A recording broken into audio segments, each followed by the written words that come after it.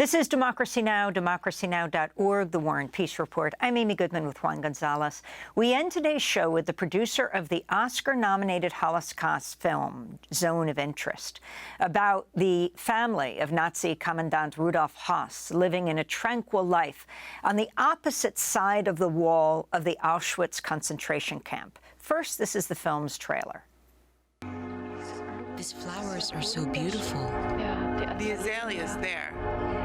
There are also vegetables. A few herbs, rosemary, beetroot. This is fennel, sunflowers.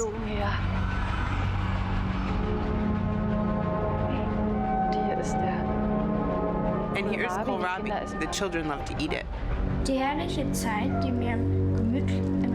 The heartfelt time we spent in the Höss house will always be among our most beautiful holiday memories. In the east lies our tomorrow. Thanks for your National Socialist hospitality. The Zone of Interest just won 3 BAFTA Awards last month for Best Sound, Best British Film, and Best Film Not in the English Language. During his acceptance speech, producer James Wilson raised Israel's assault on Gaza. A friend wrote me after seeing the film the other day that he couldn't stop thinking about the walls we construct in our lives, which we choose not to look behind.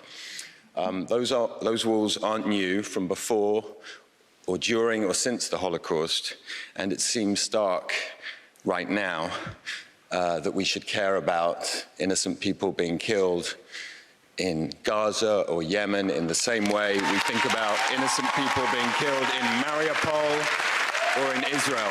For more, we're joined by James Wilson, producer of the Oscar-nominated film The Zone of Interest.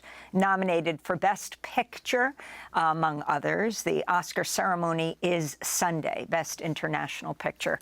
Congratulations, James Wilson, on all the nominations and what you won at the BAFTAs. Talk about that experience and why you related what's happening now with Israel's assault on Gaza to this Holocaust film, and talk specifically about that wall that separated the commandant's home from the Auschwitz concentration camp.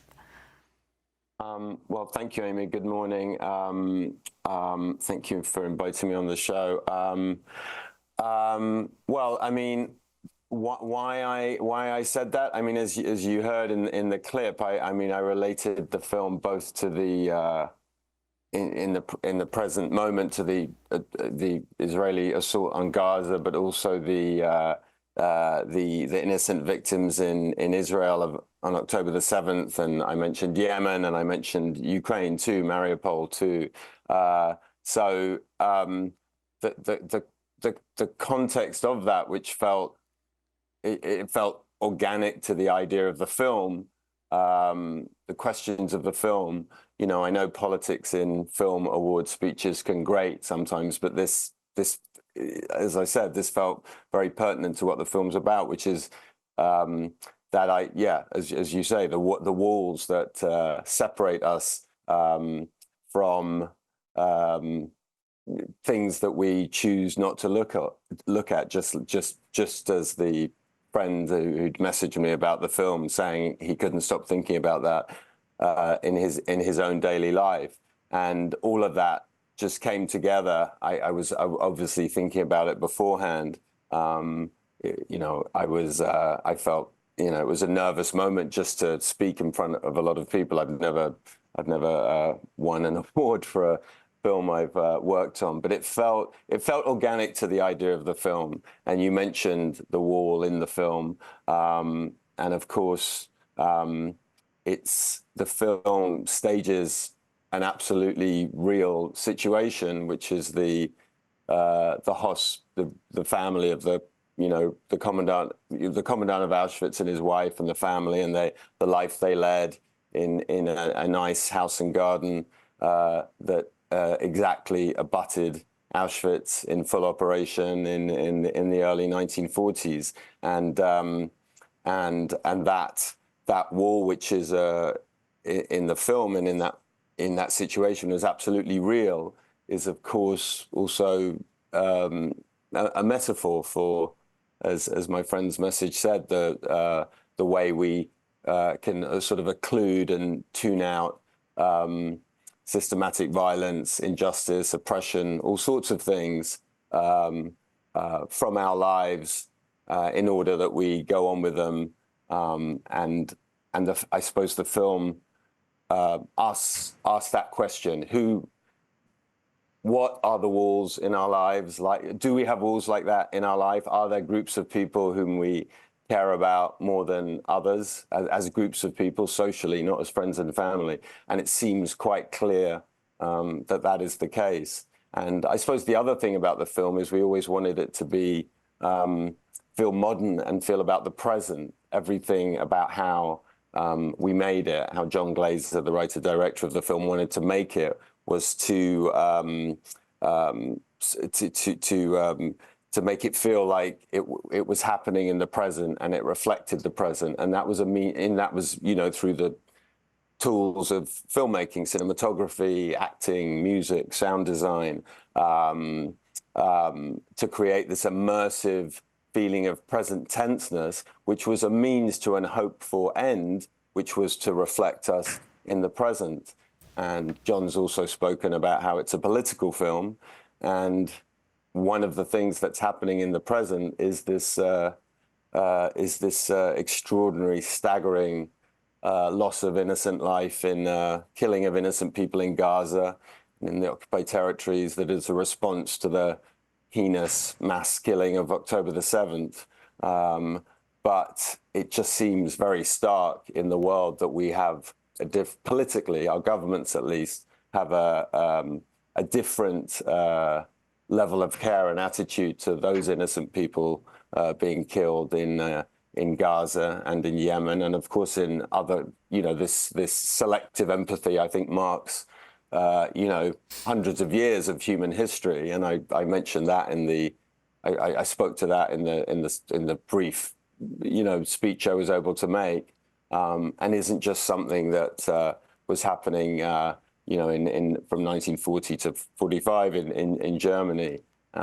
So all of those things sort of came together in that moment, in that speech. And James Wilson, you mentioned the commandant of Auschwitz and his family. What was the challenge in getting the audience to identify with these main characters, with this idyllic family, up against this incomprehensible and terror and destruction that was happening that was occurring, and he was presiding over?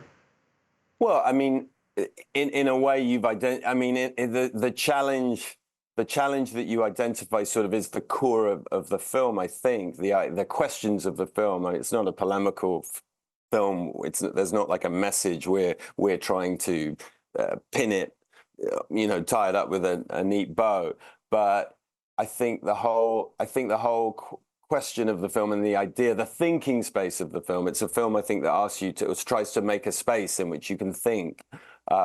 Was to lean into some kind of identification with those people, as you say, the commandant of Auschwitz and his partner, his wife, to look for the similarities, not the differences. The typical way the Holocaust is narrated is of a sort of is of something. It's the discourse of what's called Holocaust exceptionalism, right? That the Holocaust stands apart from history, outside of history, as this sort of mythic, almost evil, mystical event. And there's something apolitical and ahistorical in that idea. So the idea of this film was to look for the similarities rather than the differences between us and the perpetrator. And I wanted to go to a clip from your film when Nazi Commandant Rudolf Höss's wife, Hedwig Hensel, speaks to her mother.